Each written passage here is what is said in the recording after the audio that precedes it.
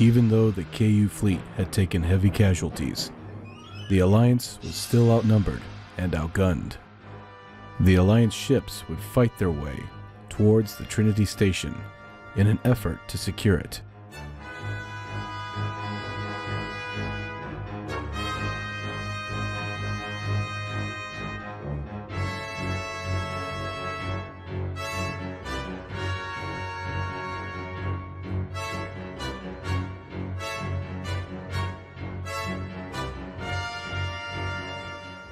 Losing its forward cannons, the KU frigate would swing around and bunker down, using its rear cannons for protection.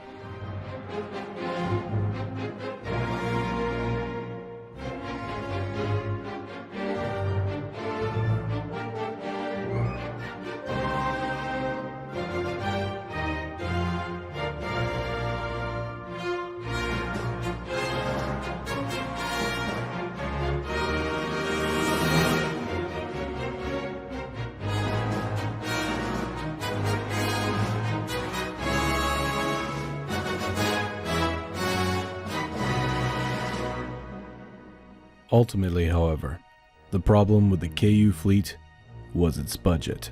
The KU had poured everything that they had into space expansion and warfare. Consequently, this meant that their military would have to make do with cheaper ships and older weapons. The Egyptian Union's gamble in not investing in their military would begin to prove fatal.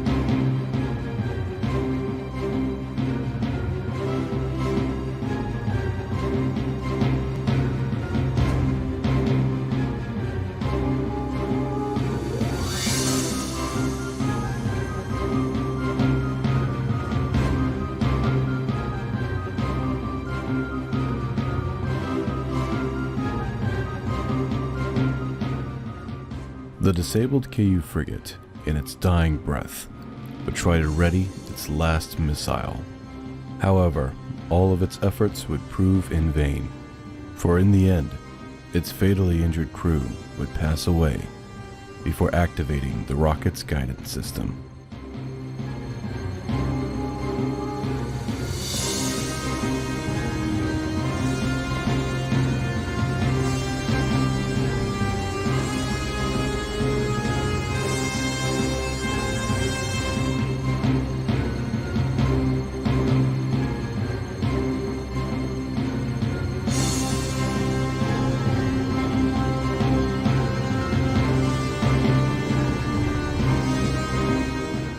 It was finally daybreak, and that meant that the interdrive was fully operational.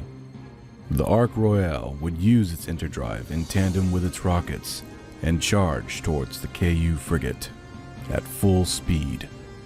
If it did not disable the KU frigate with this last missile, it would be forced to engage the frigate in close quarters combat.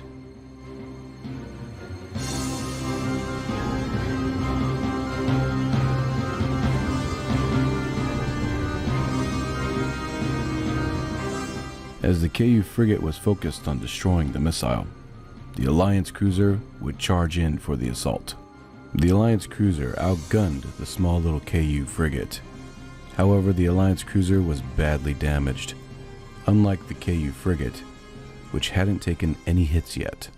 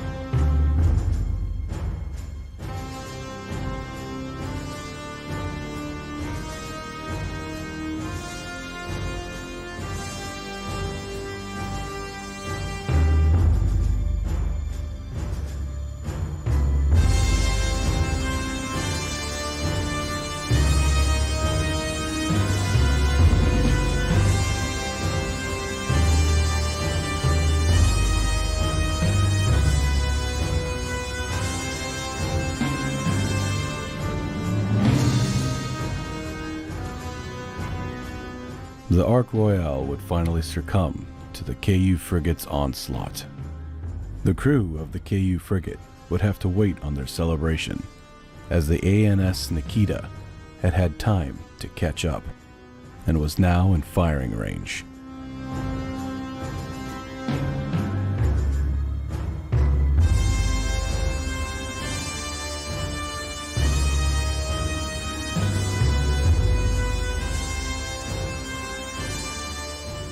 At this point, the KU frigate was heavily damaged, and the captain reluctantly gave the order to retreat.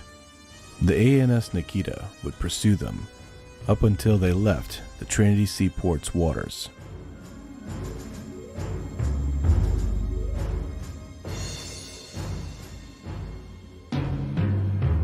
The battle had been won, but just barely. The Nikita had suffered heavy damage, and both sides had suffered heavy losses. The Egyptian Union, in defiance, shunning the warnings given by the nations of the world, declaring Minmus for themselves and seizing it by force, forcing the hand of the nations of the world to stop them. And now this, an attack on a civilian seaport that has great strategic value that used to be in neutral waters until they expanded their territory, forcing the hand of the nations of the world again to defend the seaport. The KU had awakened a sleeping giant.